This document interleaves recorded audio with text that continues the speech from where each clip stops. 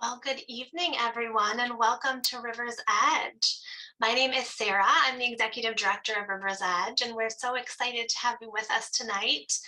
We will be recording this presentation to share, so if you're not comfortable being recorded, you can turn off your video. We will end recording before any sharing happens so that everyone has that privacy. If you're not familiar with River's Edge, I'd love to share a little bit about us. We are a 501c3 nonprofit that sponsors two centers. One is our Spirituality and Wellness Center, which brings you here this evening.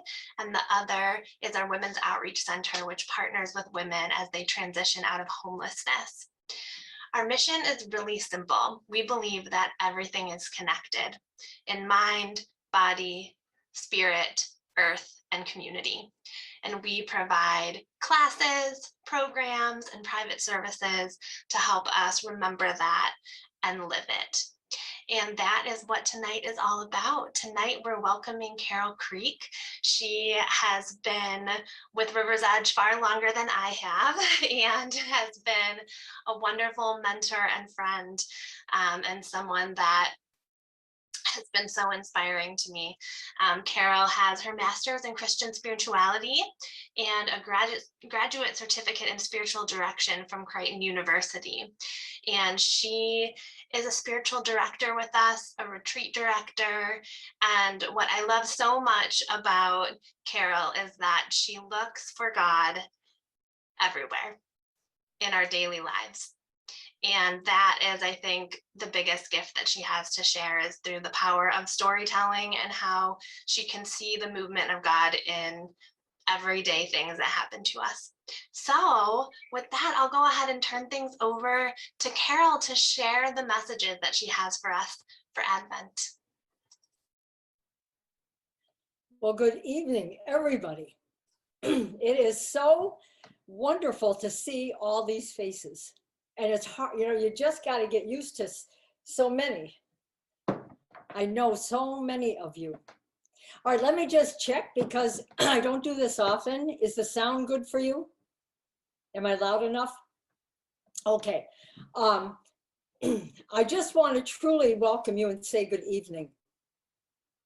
And ask you if you can believe that we're in Advent again. But here we are. So we're preparing again to celebrate the birth of Christ. This is my 75th Advent. Is there anybody here who can beat that? And is willing to raise your, oh, yay. All right. So we have had a lot of celebrations in this season. The two things I want to mention before I actually get started on the talk is there's one thing that's making me nervous. And I'll be less nervous if I tell you what it is. Because I have never done a lecture and run a PowerPoint at the same time online. Until I see if I can actually execute that after much training from Sarah and my own daughter, Katie, down here. And the evidence that I may be nervous about that is when I was getting ready, on our sink, there are two bottles, each blue and white. One is TheraWorks for muscle spasms, and one is Lens and Cleaner for your glasses. Guess which one I clean my glasses with? However, if I can't see, we'll see what happens. The other thing is, why am I wearing a pink jacket in December? It's pretty springy, but I decided since we're in Advent and this coming Sunday is the third week of Advent, and if you're in a church that has the Advent candles, it's a pink candle and it means joy. So I thought, let's bring all the joy we can into this evening. So I would like to begin, and this will be my first test on my, once I know I can do it, I'll be okay. But I'd like to begin by sharing a reflection that I posted on my Facebook page a couple of weeks ago. Okay, now, bear with me. Hey, it worked, right? Yeah. All right, then if I can get out of it, that'll be the next time. So This is a Christmas tree behind me also. But what I wrote that morning, what happened was, I said this morning I sat in the chair in my dark bedroom and I looked through the partially open door and I saw our Christmas tree. And I began to ponder Thomas Merton's words. Now, Thomas Merton was a Trappist monk, a mystic, a theologian, and a spiritual author. He spoke about being on the corner of 4th and Walnut in Louisville. And it was a busy shopping center where he suddenly saw everyone there as one and as light. He said, then it was as if I suddenly saw the secret beauty of their hearts, the core of their reality, the person that each one is in God's eyes. If only they could all see themselves as they really are. If only we could see each other that way all the time. There would be no more war, no more hatred, no more cruelty, no more greed. If only everybody could realize this. But it cannot be explained. There is no way of telling people that they are all walking around shining like the sun. As I looked at the lights, I began to name the people in my life. My husband, my children, my grandchildren, extended family, friends, neighbors, Facebook friends, all those in my spiritual direction practice. And I saw each one as one of the lights on my tree. What a powerful experience. And that this will be my daily meditation for the season of Advent, the season of darkness and light.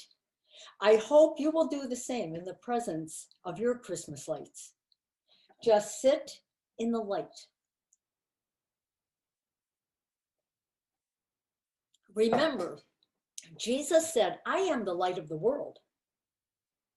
He also said, you are the light of the world. And Merton was given a glimpse of that truth. And in his awe-filled state, he shared it with us. A transformative experience that he wanted all of us to have. Whoop. Okay. Hey, Katie, are you there? All right. How am I going to get rid of that? Yes, I'm here.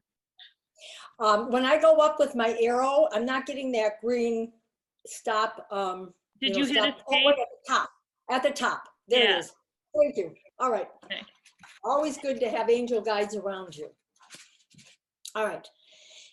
Now, I'd like to invite you into a simple spiritual prayer practice that Chuck taught me, and he is here tonight. There he is. I haven't seen him for a long time.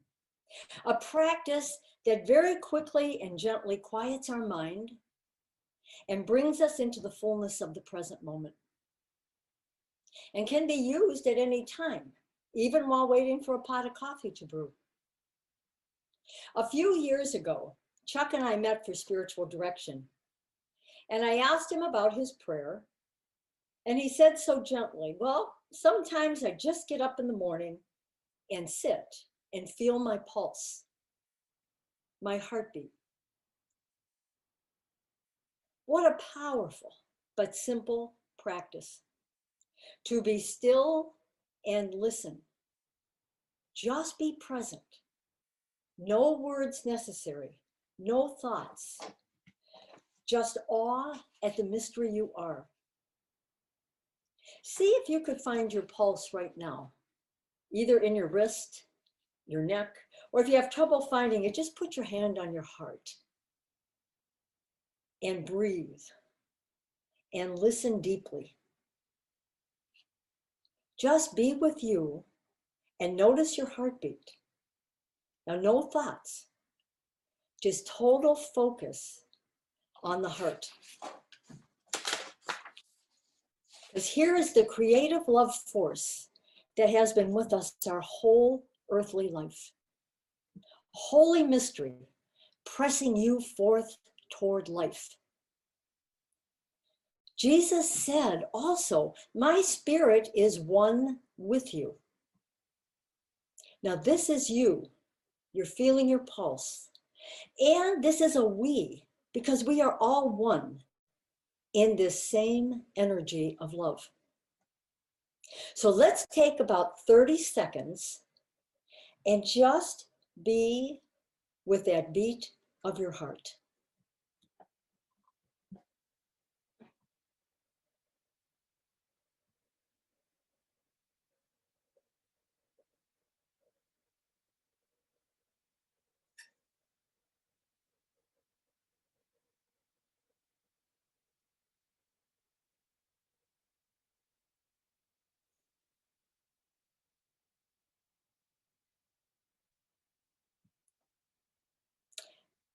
Amen.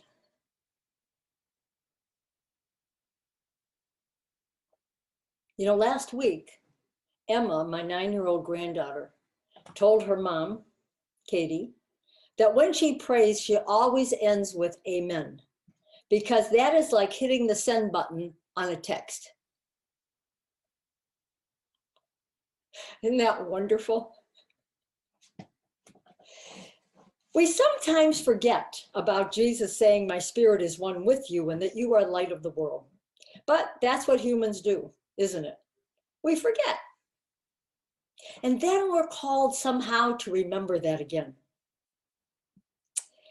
And even when reality gets very, very hard, we can remember that we are known and we are not alone just by finding our heartbeat and remembering. Chuck, thank you so much. This has honestly changed my life, and I've shared it with so many. Because this brings us into the present moment. And when we are in the present moment, we are present to the presence of God. Henry Nouwen, a priest and known as a wounded healer, told a wonderful story once. He said that one day, God got tired of people pestering him, always telling God how to do things, how they should be. And God said, I want to get away for a while. I want to hide. And he gathered all his counselors, his highest angels, and asked, where can I hide? Where's the best place to hide? Some of them said, hide on the top of the highest mountain. And another angel went, no, no, no. Hide in the depths of the ocean. They'll never find you there. And then there was, no, no, no. The best place is to hide on the far side of the moon. How would they ever find you there? But then God turned to his most trusted angel. Where would you invite me to hide? The angel smiled and said, hide in the human heart. That is the one place they would never think of searching for you. So what I encourage you to notice and remember tonight, among all the words you're going to hear, are the ones where you feel something. That little aha, when something moves inside your heart. It's like it wasn't your ears here that heard, but the ears of your heart that heard. And maybe there's a new understanding, a new desire, a new yearning in your heart. Your mind will listen, but the only important thing is what happens in your heart today and makes you feel alive. Please pay attention to that.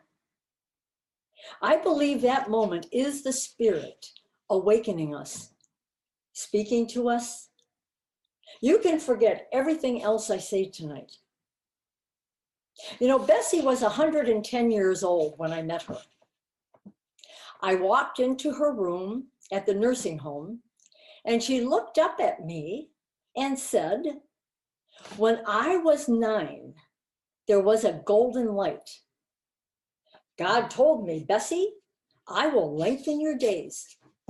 And she shrugged her shoulders, put her hands up and said, "How long? I don't know." I asked her, "Well, what is God saying to you today?"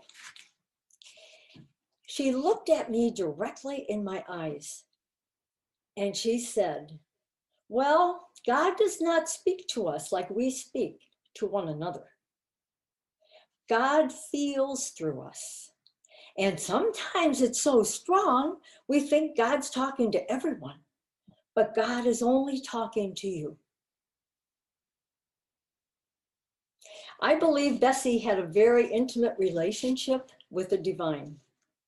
110 years old and still telling the story as if it just happened. As a poet, Mary Oliver says, "Pay attention, be astonished, tell about it." Bessie lived that until her death, and I think it was just the next year. Good instructions for living our lives: to pay attention, be astonished, and tell about it. I will be telling stories tonight, old and new. Some you may recall if you've been to other presentations.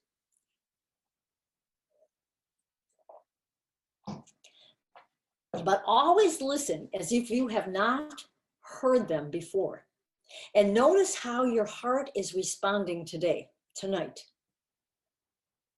And let your life enter into the stories. I mean, what do you see that is new? What are they touching in you now? So let tonight awaken you to what is happening within you. Bring your real life to your God. You know, Callahan, my grandson, was staying overnight when he was about 3 years old. And of course, I told him the Christmas story. I had the nativity up, how the shepherds and the animals were there and how the kings brought gifts. And the next morning,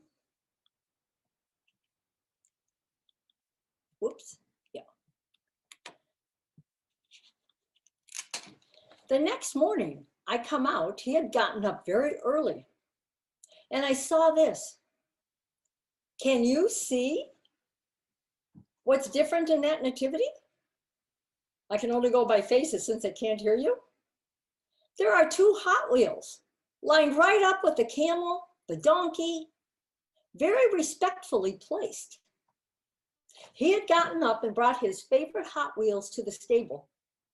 They were important to him, and he wanted them in this special place. He wanted to be part of the story. He drove them right in and left them there. It's one of my favorite pictures. I mean, what do we bring then? Can we bring something as precious as a Hot Wheels to a 3-year-old boy? And how about we bring our precious life? Joys and sorrows, connections and disconnections, peace and pain. Just bring it right in there.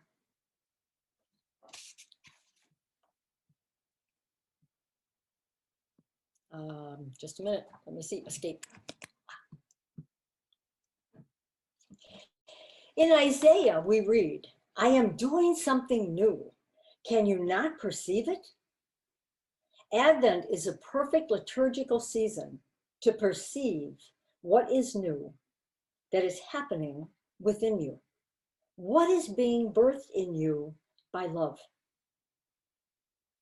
The scriptures of Advent call us to awaken and to be aware.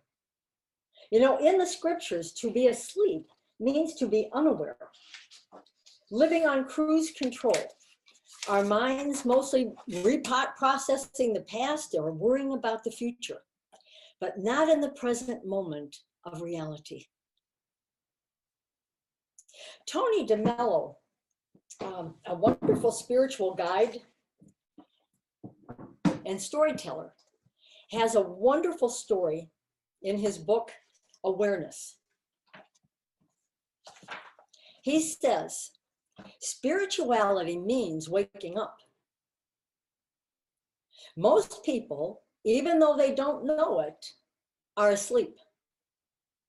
They're born asleep, they live asleep, they marry in their sleep, they breed children in their sleep, they die in their sleep without ever waking up. They never understand the loveliness and the beauty of this thing that we call human existence. Last year on Spanish television, I heard a story about this gentleman who knocks on his son's door. Jamie, he says, wake up.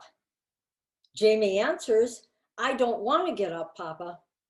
The father shouts, get up, you have to go to school.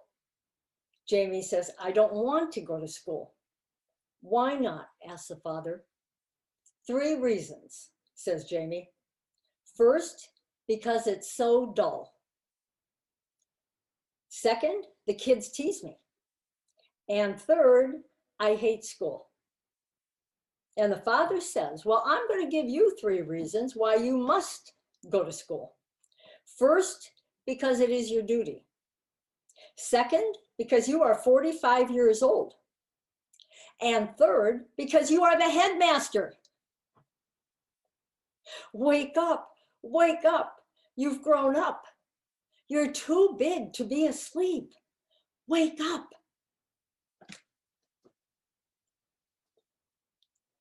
So tonight in this talk, I want to focus on waking up to the reality of the Incarnation. We think of the Incarnation as God entering human life and history in the person of Jesus. Now, with this perspective, the Incarnation already happened over 2,000 years ago. It's done once and for all, and we peek in through the window and observe the happenings. And I know about the second coming, that's down here in many people's ideas. We experience, we peek in the window and observe these happenings. We experience nostalgia and sweetness and optimism and calmness and silent nights. The busy angel coming to Zechariah, Mary, to Joseph, to the shepherds, the star, the journey, the no room in the inn sign, the manger, the beautiful baby.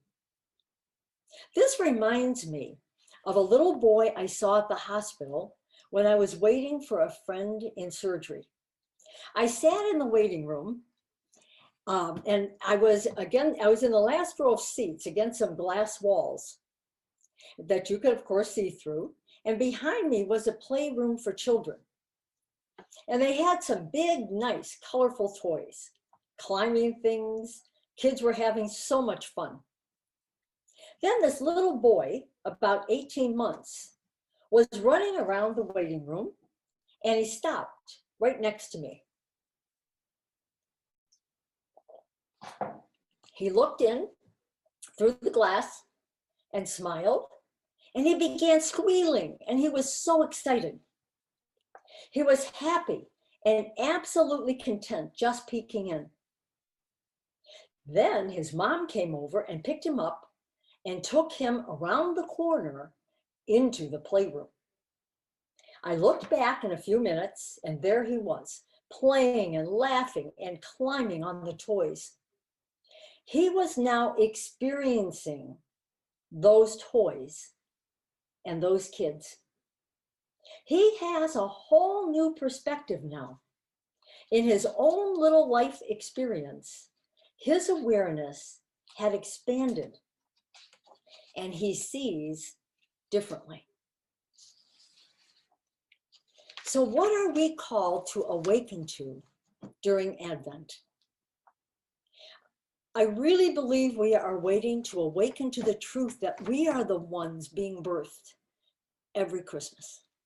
We celebrate the birth of Jesus, but the real birth going on is us.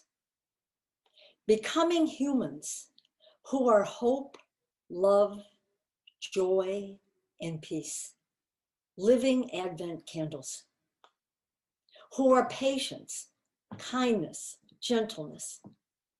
You know, the fruits of the Holy Spirit, as we read in Galatians, are incarnated in us because the Spirit is one with us. God is that close, one with us. We need to experience God, feel that presence, not just have beliefs about it. And those surprise spiritual encounters will transform us, and everything else will follow. You know, when we awaken, we become aware of the presence of God within us. And only then will we be able to see the living Christ within others and in all of creation. Then the joy of Christmas can be every day. Macrina Whitaker says, holiness comes wrapped in the ordinary. There are burning bushes all around you. Every tree is full of angels. Hidden beauty is waiting in every crumb. Life wants to lead you from crumbs to angels, but this can happen only if you are willing to unwrap the ordinary by staying with it long enough to harvest its treasure. You know, the coming of Christ will happen wherever we are. But the problem is we're usually somewhere else. And again, reprocessing the past, worrying about the future, plus many other ways we distract from the present moment. It isn't until we awaken to how we do that. We don't even know we do that. So we miss what is right here. Richard Rohr says, really, all spiritual teaching is teaching us to be awake and present here in this world we live in. Let me ask, are any of you out there from the older Catholic school where you did the Baltimore Catechism? Anyone? Oh, a few. Okay. All right. And there's another screen that I'm not seeing, so I bet there's some there too. And since that's what I grew up with, do you remember question number 3? Where is God? Can you answer that today? Verbalize it. Just let me see your lips going. Where is God? God is everywhere. When we were little, we learned that and we heard that. And in Luke 7, verse 16 in the Message, it says they realized they were in a place of holy mystery, that God was at work among them. They realized it. Everywhere, all the time, is the presence of the divine. The Christmas story will always be the story of God here with us in the ordinary, the uncertain, the everyday, the chaos, the shabbiness of the stable. You know, this is where the animals lived, right? So of course, excuse me, but there was crap there. And no matter how crappy or challenging our lives seem at times, the Spirit is longing for us to make our next choice fully awake and with love. Not from anger, not from despair, not from fear, but from love. Talking about the everywhere presence, I have to share something that I told last year in the Advent talk, because it's like it has just happened. So if you were here last year, you will recognize this. And again, I encourage you to listen to it as though you never heard it before.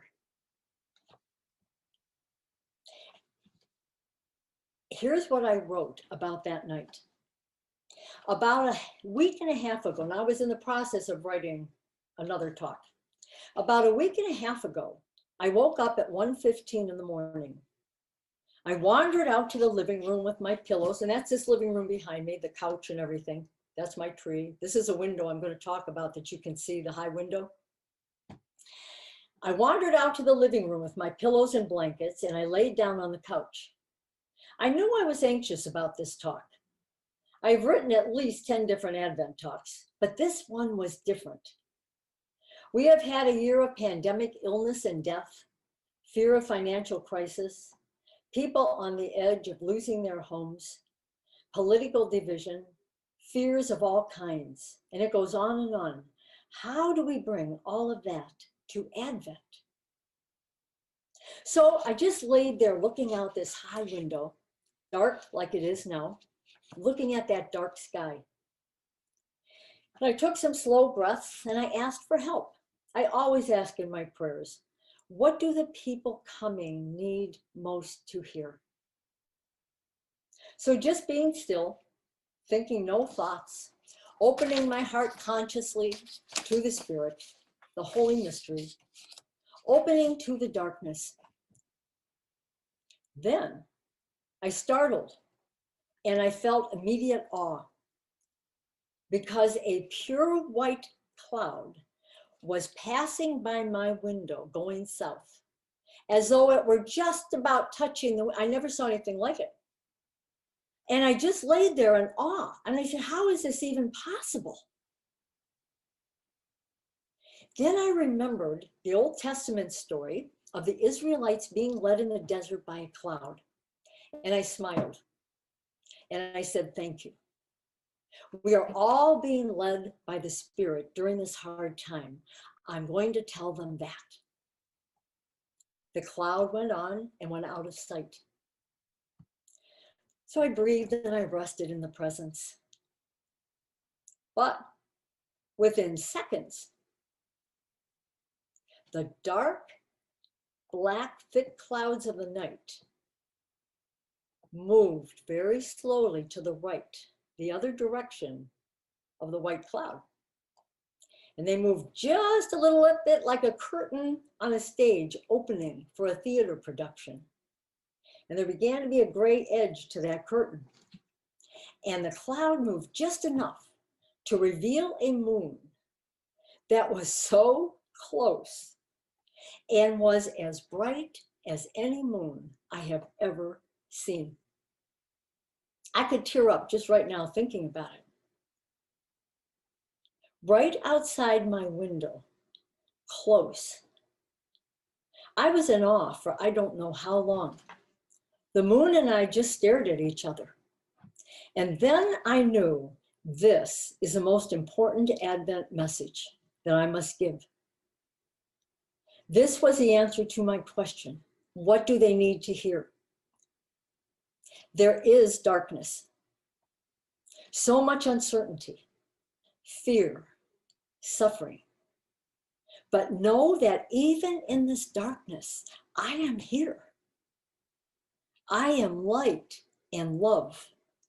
You are not alone. Now, the timing of this is what was most amazing to me. I wake up with a start.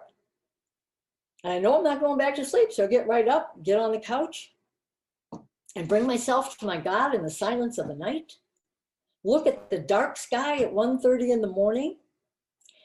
At the exact time this cloud and moon show takes place and brings me a true message. You can't make it up. It was nature happening. But I'm there at just the right moment. I show up at the right time, and I'm just so grateful I didn't miss it. Timing and inner awareness and being awake in the present moment is grace. I don't know how that happens, but I surely know it's true. And I know by this group of people, you have stories like this too. I know you do.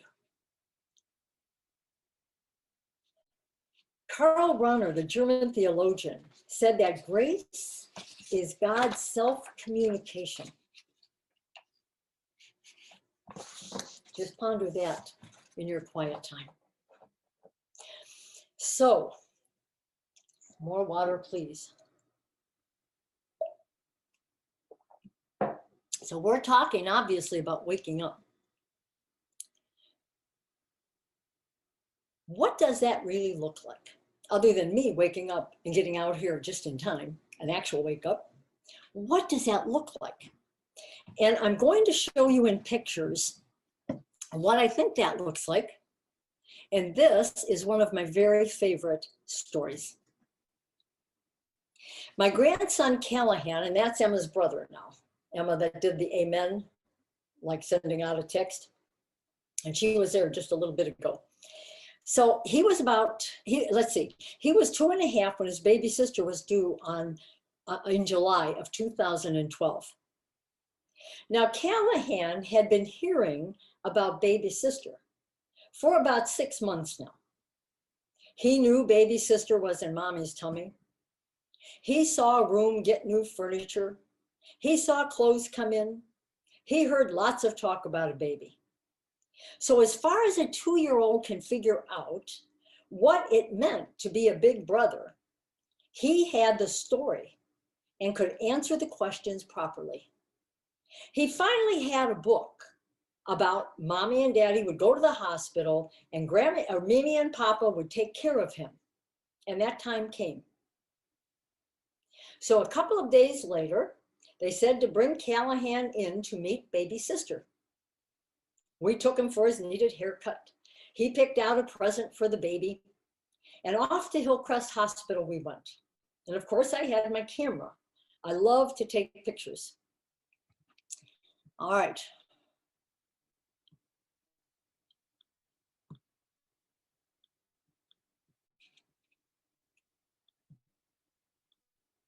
All right. Now, so Callahan was like a little man with an intention. Do you see that walk? Do you see the purpose? I mean, we're behind him. He's going down a big, long hall all by himself, basically. And he just was like, he knew where he was going. When we got down to the room, my husband carried him into the room, and he was quite delighted, but a little taken aback to see mommy and daddy in this strange room. He went running to mommy and climbed right into her bed because this is where he wanted to be. This is where he was familiar. And then he jumped out of the bed.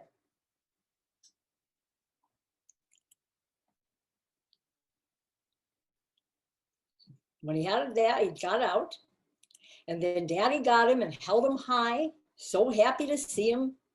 And then Callahan went running around the room. They had told him baby sister had a present for him, and sure enough, there was a wrapped present which he tore into to discover a Diego backpack, which he just loved.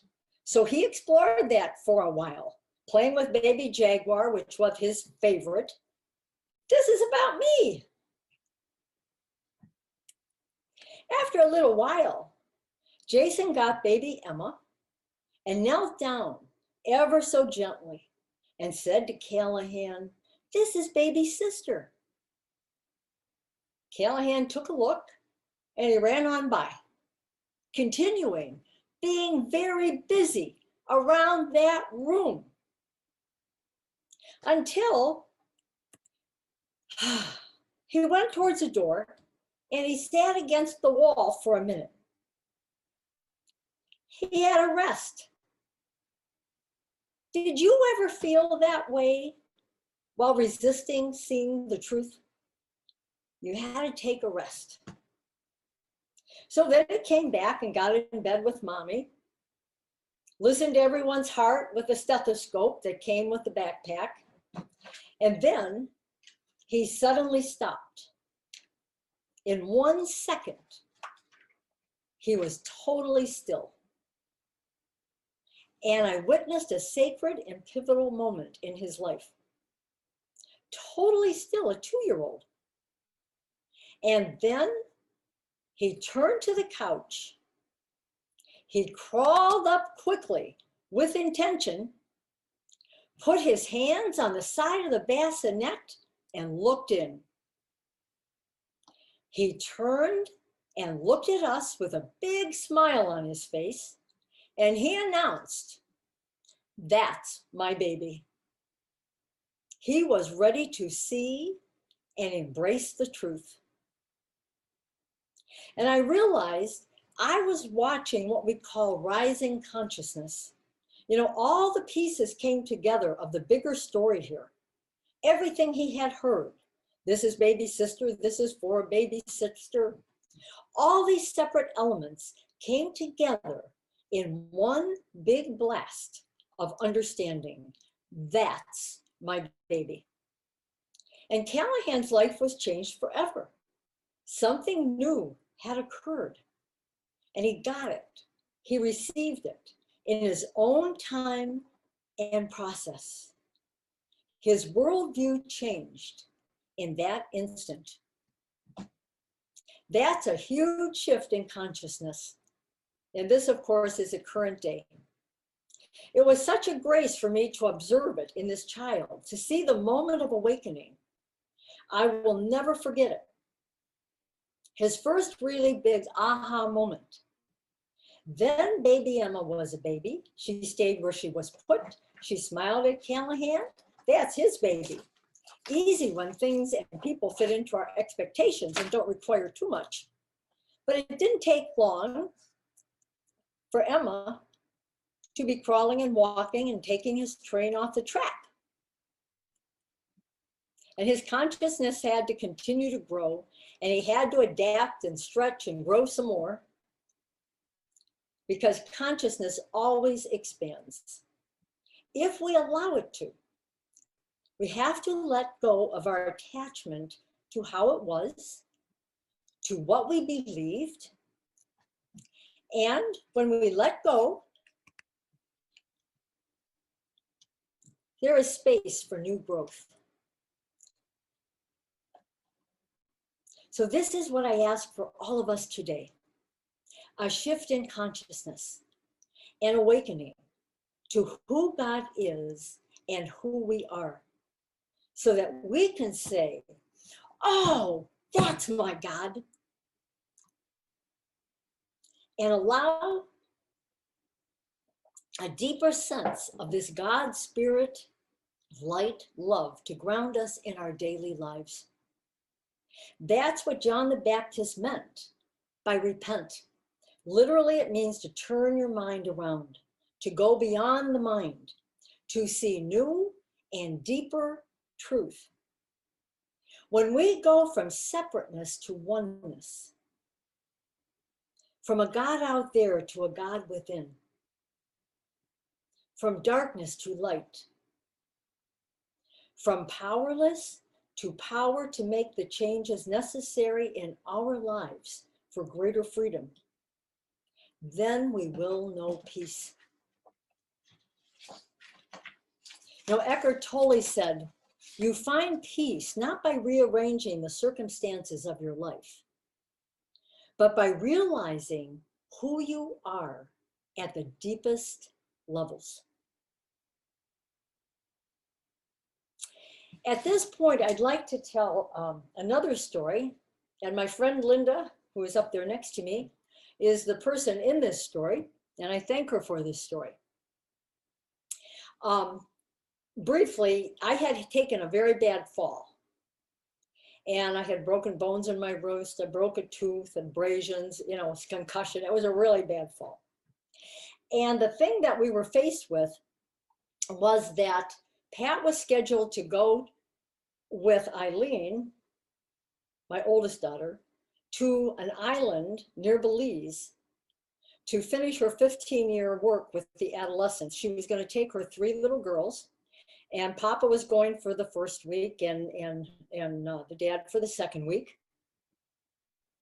And we're like, what are we going to do? Because I could not be left alone. And if he had I had to have him. And then she would not be able to do that. So I said, let's just do nothing and let's just wait and see what happens. So Linda, who is a nurse, comes over one night to see how I'm doing. And I tell her the dilemma. And she looks at me and she says, oh, I'm on vacation that week. I'll just come and stay with you. Just like that. And I said, thank you. So she moved in, and I had been just started to watch Oprah's Soul Sunday. And that first Sunday, I had gone down in the morning, and wasn't she interviewing Thich Nhat Hanh, the Vietnamese monk? You may be familiar with or not, but a very holy man. And I asked Linda if she would like to watch that, and she did want to, so we both watched it again. The next morning, she wanted to go and look for sea glass down at this little beach at the end of my street, because we live in a condo on a street that goes down to Lake Erie. And the sea glass in those days did come in pretty much. So she got a plastic bag and was heading down to be outside, to quiet her mind. She's just getting on vacation. And she walks around and she's not seeing any sea glass. This is a story Linda came back and told me. And she just thought, well, it's not a good day for sea glass. So she wanted to be outside, and she decided to try the walking meditation thing that the monk was talking about. So she began to take very slow steps. But then she realized her head was looking over here for sea glass, and her head was looking over here for sea glass, and her thoughts were running. And it started to make her feel a little dizzy. So she said, okay, I'm going to do this. And she intentionally pulled her head back to center, sincerely made the effort to be still and centered, letting her thoughts go without thinking them.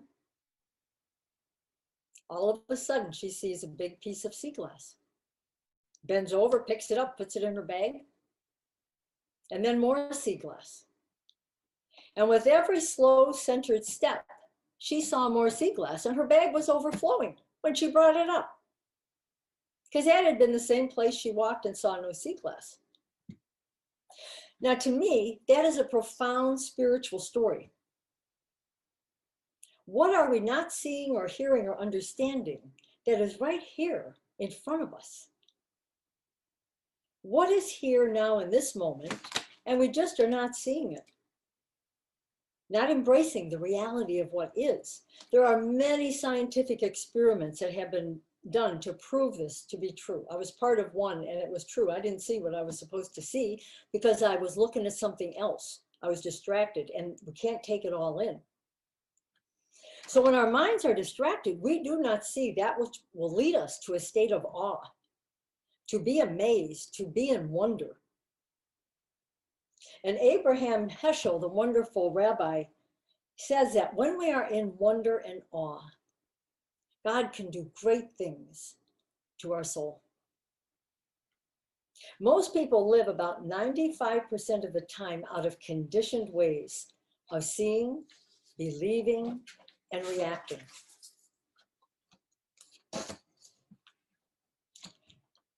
So a big question for tonight. This is the question. Do you want to wake up? Do we want greater awareness? Do we really want to know the truth? Because it takes hard work and heart work. Teilhard de Chardin said, the task before us now, if we would not perish, is to shake off our ancient prejudices and to build the earth. Prejudices of all kinds keep us ignorant and unaware. I really believe those are the blindnesses that Jesus talks about. And we each have to ask ourselves, seriously, do we really want to celebrate the coming of Jesus? Because this baby grows up, this child matures, this man filled with the Spirit begins to see who he really is. And he hears the words, "You are my beloved son." He was ready. And he begins turning things upside down. He moves against the conventional wisdom of the time. You know, instead of following the rigid social boundaries, he ate with the sinners and the outcast, didn't he? He healed on the Sabbath. He was about people and transforming hearts. He was about love and compassion and forgiveness. He called for justice. Scripture after scripture tells us this, not just in the first century in his 33 years, but now and through our own lives. And Jesus keeps calling for compassion. Be the neighbor. Don't judge. Forgive. Constant invitation in the Gospels to see differently, turn our minds around. So it's not just the baby and the angels and the sweetness. What we celebrate is an invitation for our own lives to change, our own lives to become more in that space of Jesus. Are we ready to surrender to the truth of who we are and who God is? Are we ready to be transformed and to wake up? And as a poet, Amanda Gorman said, when day comes, we step out of the shade, aflame and unafraid, for there is always light. If only we're brave enough to see it, if only we're brave enough to be it.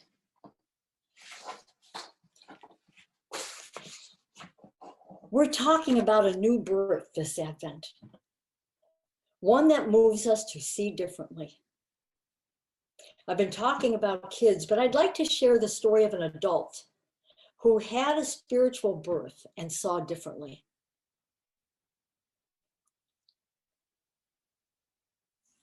I worked with the homeless quite a few years ago with Sister Felicia and Sister Carrie, Sisters of St. Joseph, who head up a women's outreach center. My job was to teach the homeless women meditation. Now that was an incredible experience. Not even knowing if they would have a chair to sit in when they meditated. See my limited thinking there? That you need a chair to meditate. So as part of the teaching, I gave each of them a small golden bell to begin their sessions with and close them. And their delight in receiving that bell was visible and tangible. It was sacred already. After our meditation session was over, one of the women said, I just want to share. My brother finally found me. My mother in Phoenix died, and she left me her house. As soon as I get enough money for a bus ticket and some clothes to wear, I'll be leaving. Now, there was a woman there named Marcia. She was homeless. She had broken her leg, so it was up in a cast, and life was just hard. Marcia looked at this woman and she said, I am so happy for you. I am so happy for you. This is your time. Our time will come. And she was sincere, true, and I was astonished at her generosity of happiness for this other woman. A homeless woman, happy for another who got a house to live in. Just think about that. What had she experienced to be that free? To see so expansively? It wasn't about her. I knew, right in that moment, I knew I probably would not have been that happy and generous. And it humbled me. It really did. Her heart was open. I went home and was able to find an outfit, and I got it back down to the center. I heard that she got some money from someone, and she left the streets of Cleveland and moved into a home in Phoenix. Marcia really awakened me that day to where I needed to expand in generosity and gratitude, and to awaken to whatever in me would even limit that.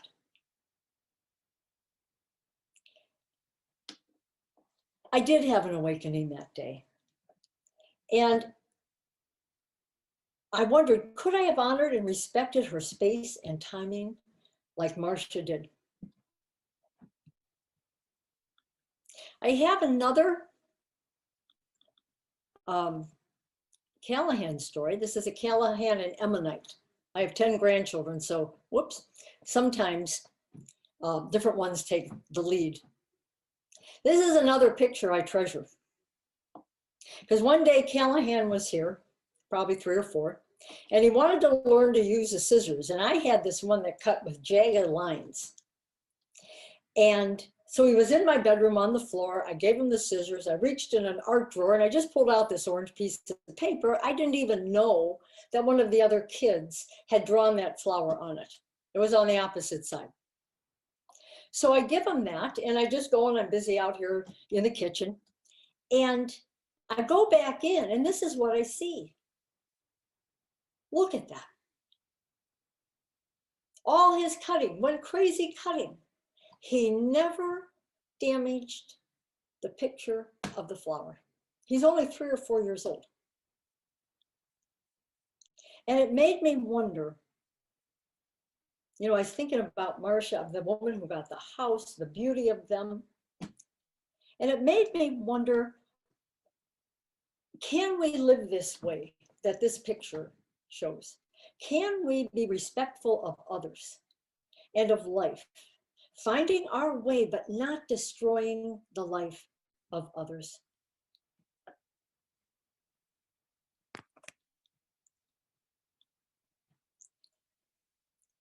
Advent then is a season for waking up to all the ways Jesus comes to us. God's self-communication comes through all that is in our lives.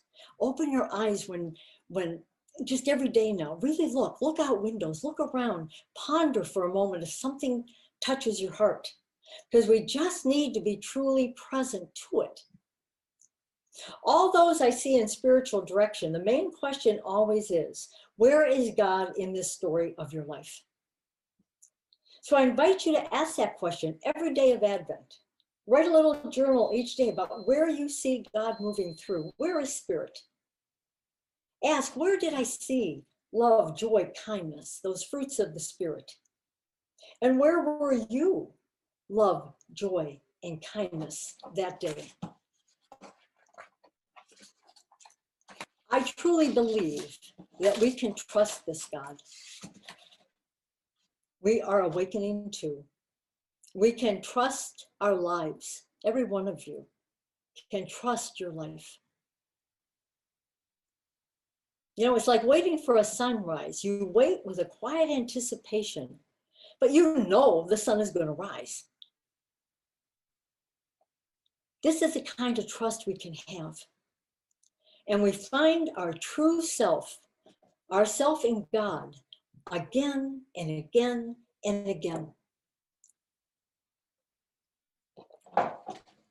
Jan Phillips, another wonderful being, wrote this little thing about what people alive look like.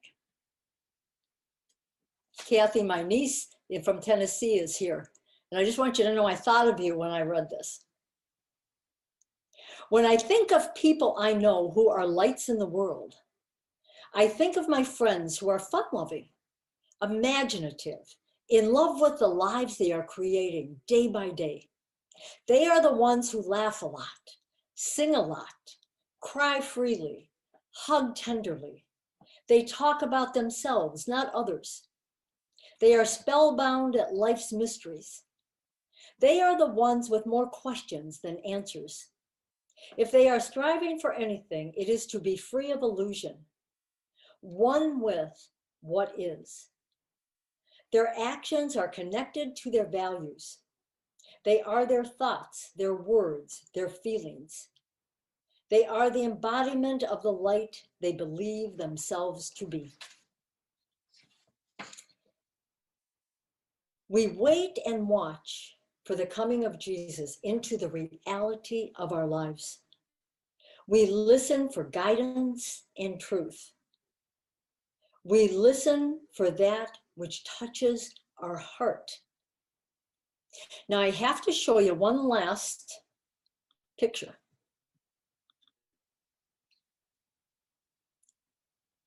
Just a minute. Katie, is Emma still here?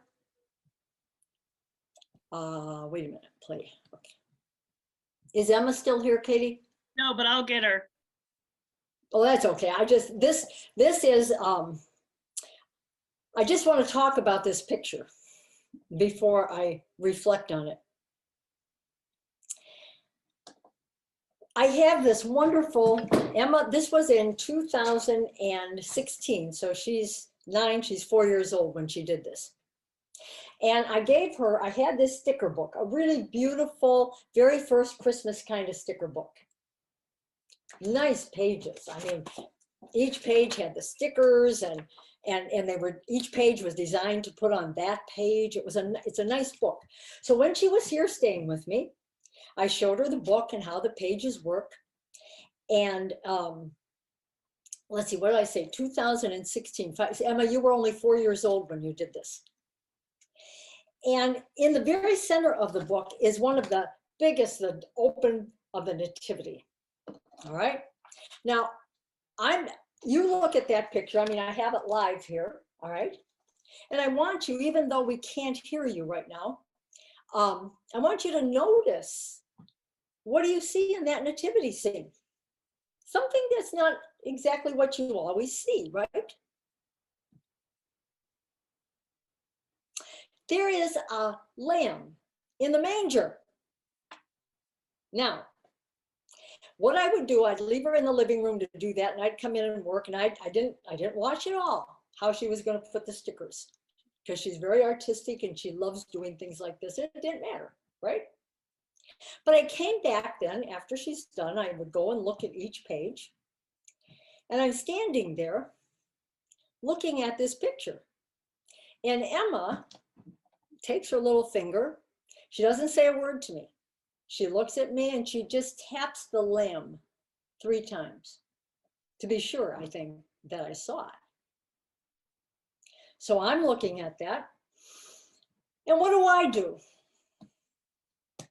You know, I only give talks because it's stuff I need for myself to hear. You do realize that. I say to Emma, I'm so embarrassed when I tell you this. I say to Emma, Emma, what is going to happen if Mary wants to put baby Jesus in the manger? She looks up at me, and I have this written in the book because I had to save it. She looks up at me and she says very clearly, she says, it's not going to happen. These are stickers. See, Emma was in reality. She was in reality. I was attached to what something should look like rather than being in the present moment with her, because there was a little humor in this. But she also knew these are stickers. Not going to upset Mary.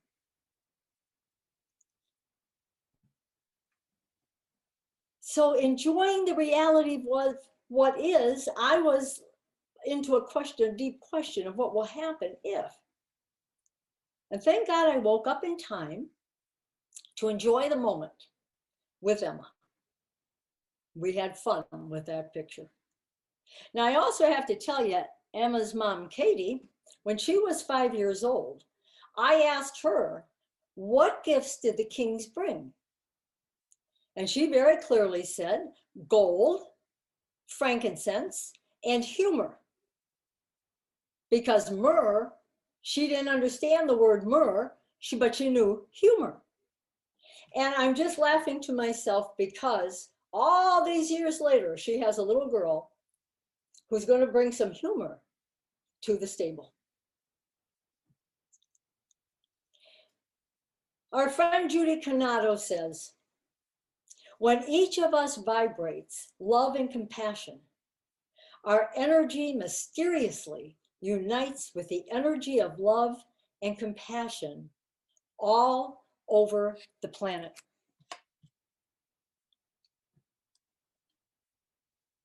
Building a field of compassion, making a very powerful force for transformation and healing. Could there be any greater cause for hope during this Advent season? So I'd like to close with Dr. Seuss. Christmas Day will always be, just as long as we have we. Welcome Christmas, while we stand heart to heart and hand in hand. Amen.